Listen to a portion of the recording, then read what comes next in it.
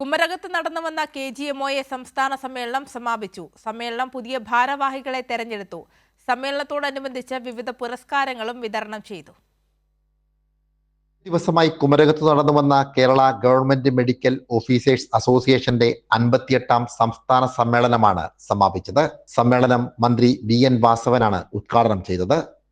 സംസ്ഥാനത്തിന്റെ പൊതുജനാരോഗ്യ മേഖലയിൽ ഉണ്ടായിട്ടുള്ള പുരോഗമനപരമായ എല്ലാ മുന്നേറ്റങ്ങളിലും KGMOയെ സജീവമായി പിന്തുണച്ചിട്ടുണ്ടെന്ന് മന്ത്രി പറഞ്ഞു. കഠിനാധ്വാനത്തിന്റെയും നിശ്ചയദാർഢ്യത്തിന്റെയും ലക്ഷ്യബോധത്തിന്റെയും ഭാഗത്തു നിന്നുകൊണ്ട് യാതൊരു സേവന രംഗത്ത് സേവനതൽപരമായ പ്രവർത്തനങ്ങൾ ഉയർത്തിപ്പിടിച്ച് മുന്നോട്ട് വന്ന് ആരോഗ്യ മേഖലയെ സംരക്ഷിക്കാൻ നാം നടത്തിയ പ്രവർത്തനത്തിന്റെ നെറ്റ് റിസൾട്ടാണ്.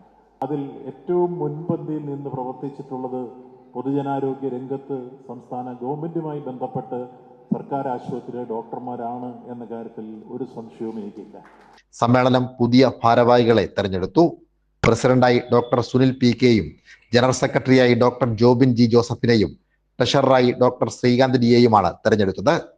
സാംജിത് ആർപ്പൂക്കരയ്ക്കൊപ്പം സനു സുരേന്ദ്രൻ, കൈരളി ന്യൂസ്, കോട്ടയം.